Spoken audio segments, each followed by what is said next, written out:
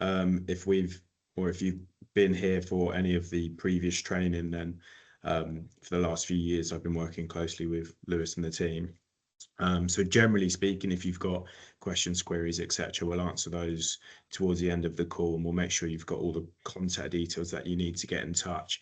If there's anything specific when you're setting your sessions up that you can't get quite how you'd like, then we'll make sure that you've got all the support you need. Loosely speaking, we've updated the platform since Christmas, so things look a little different. There should be all of the features that you've used previously, potentially reorganized in a way. So the plan today will be just to give you a quick summary of what your community now looks like. And then I'll go through a session create for a free and a paid session, because there's a couple of examples that do differ in the Cornwall use case. And then I'll show you quickly how to make a custom form. So if you do need to restrict your bookings to a certain age range, then you can do that as well using the forms feature. So I'm just going to share my screen, and I will be running on some of the test sites. So hopefully they're going to be nice and quick today. So the view that hopefully you can all see should be the new community homepage. This is primarily the main dashboard that we'd expect you to use to come and manage your sessions, etc. So we've changed the view slightly. We've taken away the images, etc. You can get a lot more sessions in one view now. For admins, there is a preview, so you can take a quick look at what parents and other members of your community can see. So there's a preview which will show you the public views, but for the most part, the dashboard now should be the first page you land on, and where most of your management takes place. So if I click on either of these, this will open this session. Create New now has your session create. We've renamed activities to sessions. So sessions are what you will want to use, and I'll go through the create in a moment.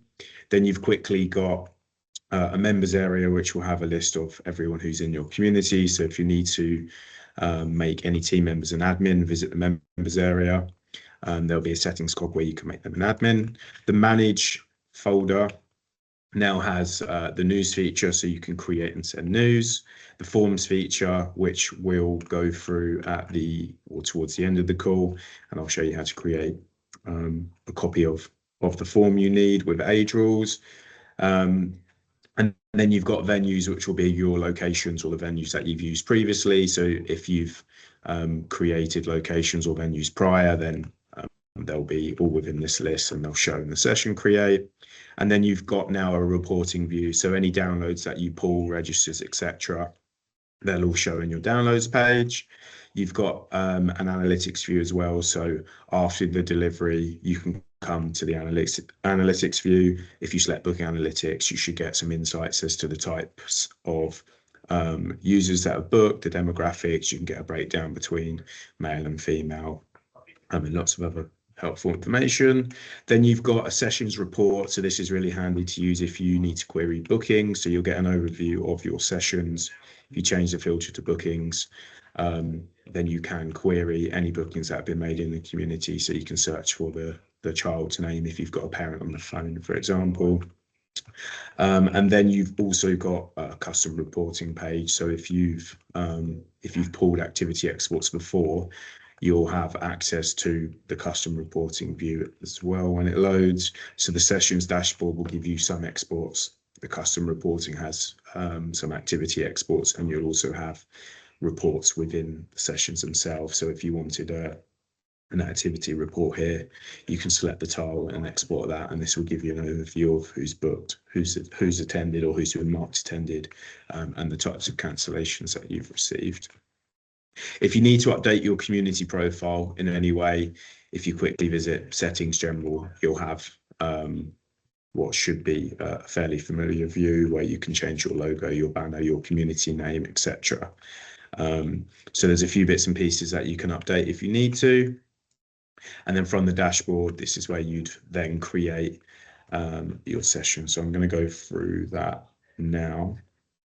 We've changed the options when you create a session in our most recent update. So we've created, or we've redesigned our activity create or a session create.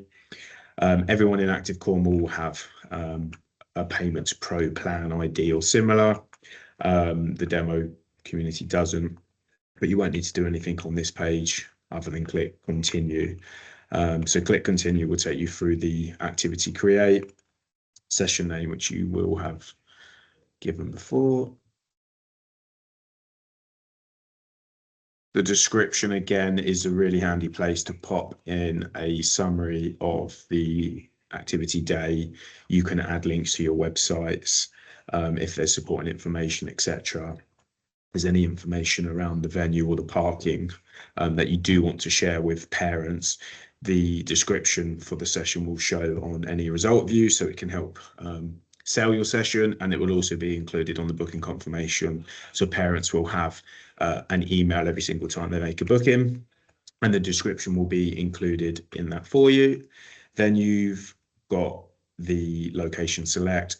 So if you've created sessions before, then you should have a drop-down list of all of your venues. If you need to add a new location, then you can search for the location that you plan to use, select the location that shows from Google Maps.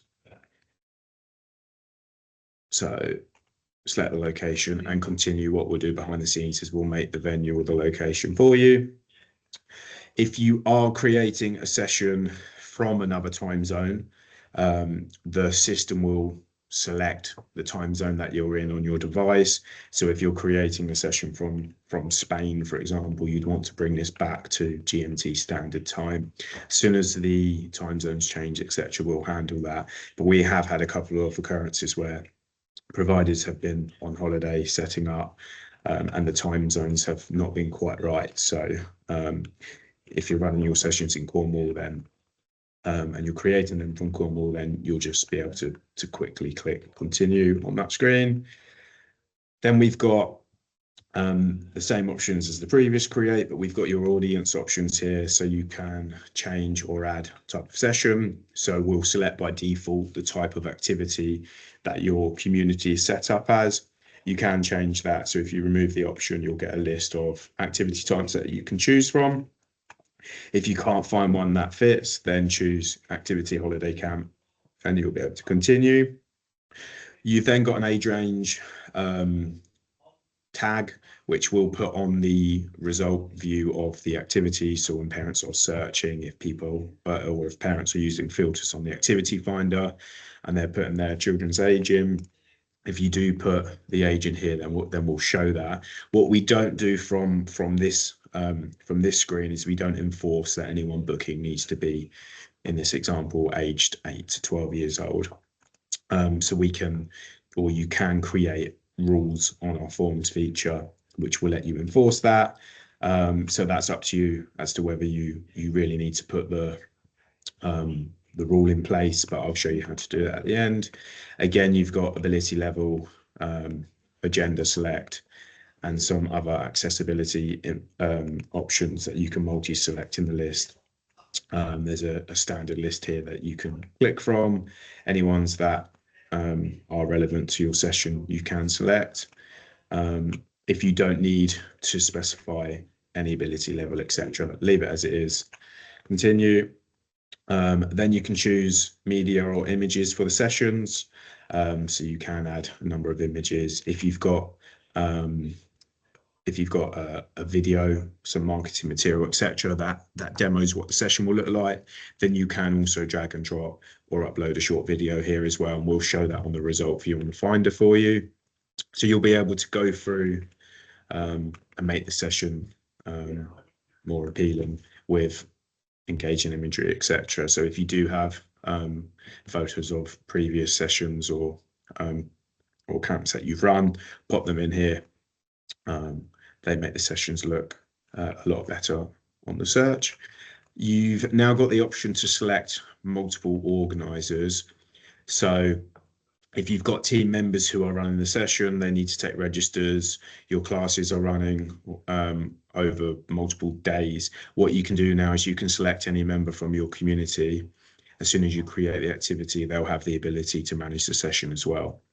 So the reason you might use an organizer instead of a community admin is because community admins have the permissions to pull exports from your community. They can at times manage payment receivers, etc. So the organizer gives a focused view on a specific activity. So you can choose 2 or 3 members of your team, and you can have them mark the registers, add and manage bookings. They can see the information for the children who have booked on that specific date.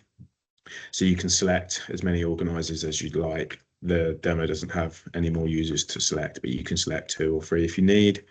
And whenever they then open the activity from their homepage, they'll have the activity managed view that you'll see after create. The scheduling page has changed slightly. So what we ask first of all is for the maximum number of places per session. So I'll go through a paid example here. If you've got a total capacity, so if you've only got, or if you can take 20 total users for the day, use your or use the maximum capacity here. If you're offering only 10 free places and 10 paid spaces, then you can differentiate the number of free places later in the flow. But in this example, you can say how many total bookings you can take. So for any day, you can take 20 bookings. The next option asks if parents or users need to book for every single date in your schedule. Most of you, if not all of you, will not use this option. If you tick that, what the system will do, it will ask you to create a block. So it makes booking multiple days at once mandatory. So people who are running courses or workshops often need attendance Monday, Tuesday, and Wednesday. So they only let you book all 3 days at once. So most of you will leave this option unticked. Then we'll ask, when does your first session start? So I believe the Easter period is from the 30th. So select the first date that you want an activity for. If your sessions start at 9 o'clock and end at 3, then you can set that here. And then we'll ask how often is it running. So if you're running sessions in the first week, Monday to Thursday, and that's the 30th till 2nd, then we can add second schedule.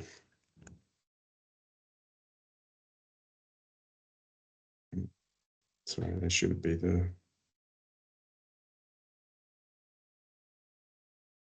30th there. So you can see the schedule preview that we've now added. That should hopefully give you an indication of what the sessions or the series will look like.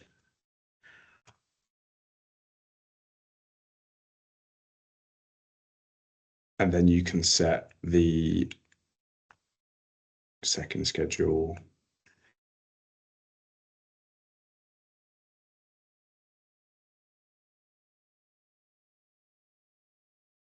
Click in another add schedule. Lewis, are there specific dates that that your sessions don't run for or don't run on? So the Easter in Cornwall starts on is the week commencing 6th and the 13th off the top of my head. So yeah, the 6th is Easter Monday, so that's the only day which we're not recommending activity on. But apart from that, it's 7th all the way through to the 19th, I think it is. Okay. 17th.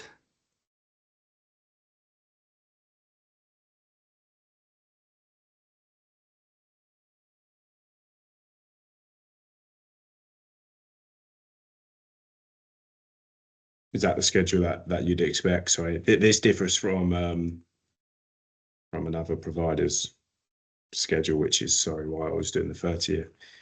So this would run from the 7th all the way through to the 20th, Monday to Friday. Are there any sessions on weekends that you know of, Lewis? Not that I'm aware of, no. Yeah, so this looks like the schedule that you would need. So the session create or the schedule create will let you create any schedule that you need. So if you can't quite get the one that you're looking for, or you have specific dates that you aren't running on, as soon as you create the session, we do have the ability to manage specific dates. So you can cancel sessions, remove sessions, you can reschedule dates with different start times, etc. So as best you can get the schedule as you need it. You can add multiple schedules. So if your schedule looks slightly different on the first week versus second week, then you can always create a schedule for week 1, add a schedule for week 2, etc. And then you've got the option to use booking windows. So you can close bookings a day before your session starts if you need time to prepare for the class, etc. I believe all the bookings will launch on the same date, so you don't need to use the booking windows.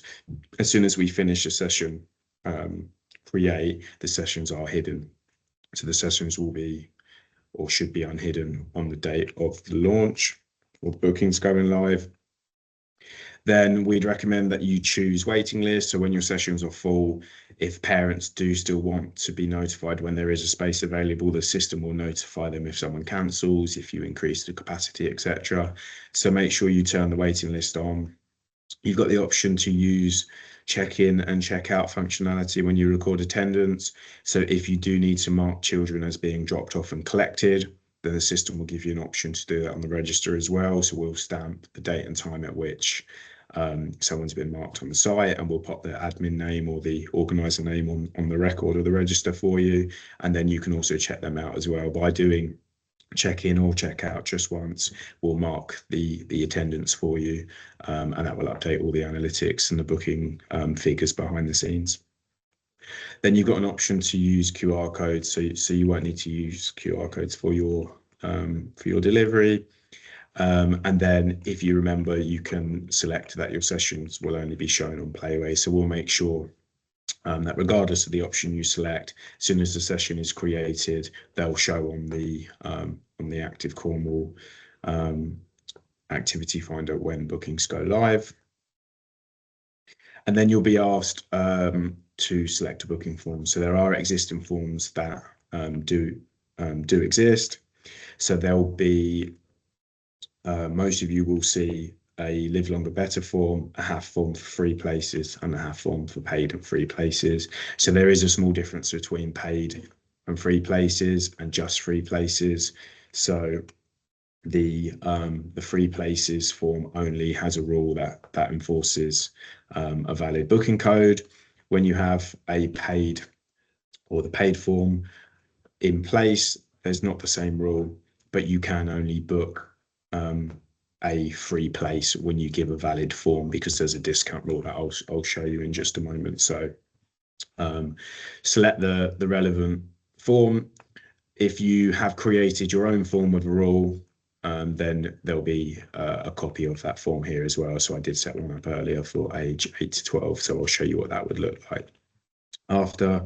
So if I'm doing a paid place here, select the paid form, select that you'd look to take payments.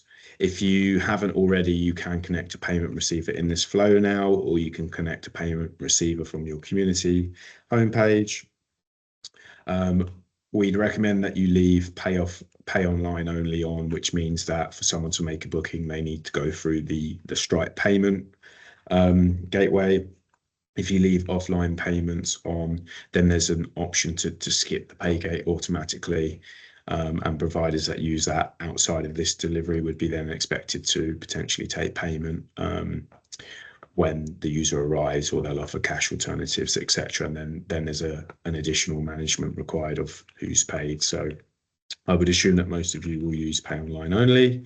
Select yourself as a payment receiver or your merchant account, and then you'll set the full price of the session up.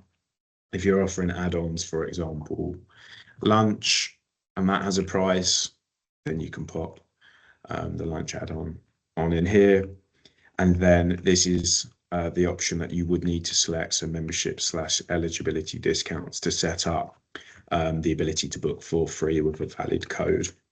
So toggle on membership and eligibility discounts, and then you can look to add a discount group. So we've redesigned how this works.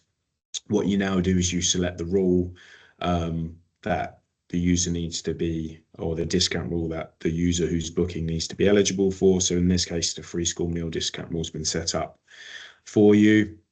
So select the free school meal discount rule. So when someone is booking with the valid free school meal code, you will set that they can book for free, and lunch would be included for free with that as well.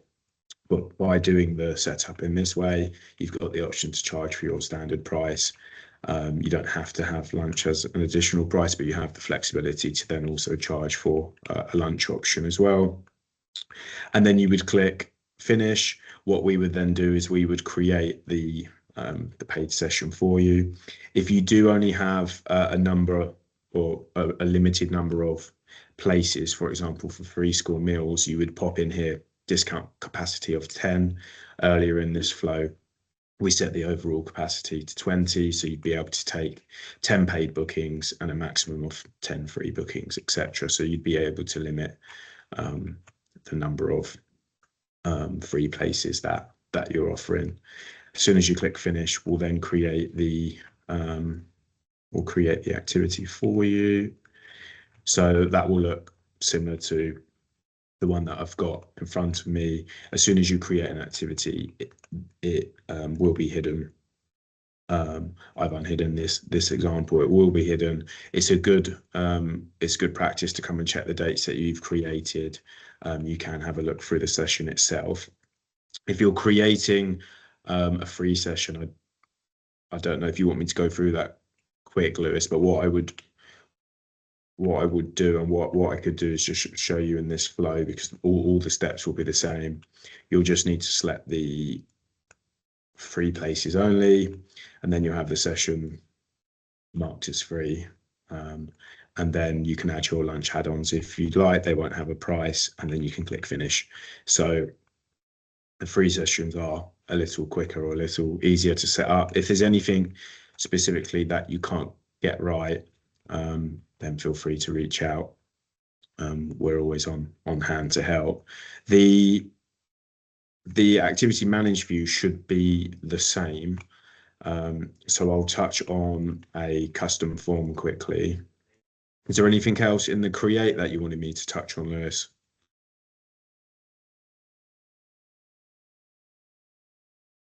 No, it might be worth. So one of the things which we've been sharing to providers is talking around potentially having add-ons of wraparound either side, so of like a time, say as a 10 till 2 session.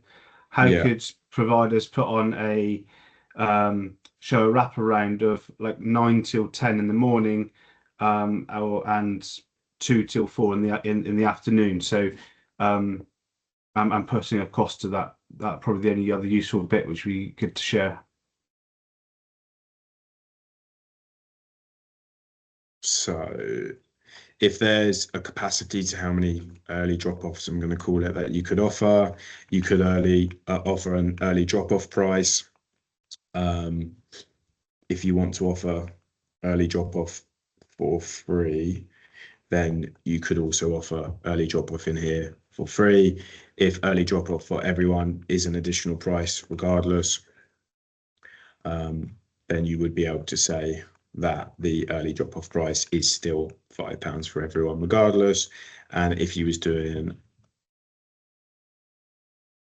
same or late drop-off, you could do the same here. So you can add all the add-ons that you'd like, and then you can say, or you can specify which ones are free with a valid code. Should say lunch is £2. So if you do add any add-ons, you need to make sure that you go and update the price for the free school meal discount code as well. So in this example, you would say that standard price of the session is £10. You can do an early drop-off for £5. There's an unlimited number of early drop-offs available. You can do a late drop-off, but you can only you can only sell 5 of those on your sessions. Additional lunch options are £2 if you're booking on standard, and then as soon as you look at the free school meals, you can see that the lunch is free, the booking should be free, and then you can add late drop-offs for them as well. As soon as you finish that, the session should handle the rest of that for you. I can see a hand up. Do you want to answer? I'm happy to answer a question quickly. Hi, yeah, I was had a quick question for you. Can you hear me okay? Yeah. Cool. I was just wondering, so we're really interested in doing the wraparound with an add-on, and I was just wondering if we could select that by age range. So for example, our activities, the day activity will be aged from 6+, but a wraparound sort of sessions we wanted to do from ages 8+ only for various reasons. But I was wondering if that was a possibility with Playwaze.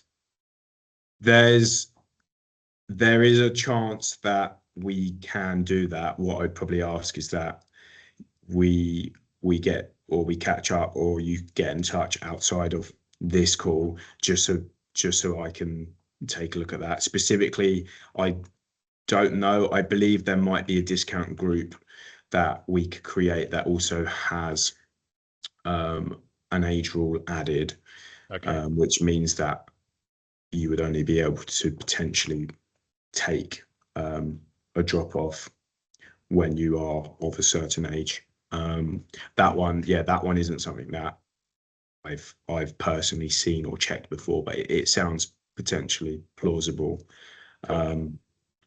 But the add-ons would show to everyone in the flow. It might just, I would need to take a look, but I'm happy to. Thank you. To see. Thank you. Cheers. Is there anything else on that part, Lewis, that you think would be useful to show? No, I think that's great. I'll just stop the recording. Hopefully, there we go. And then,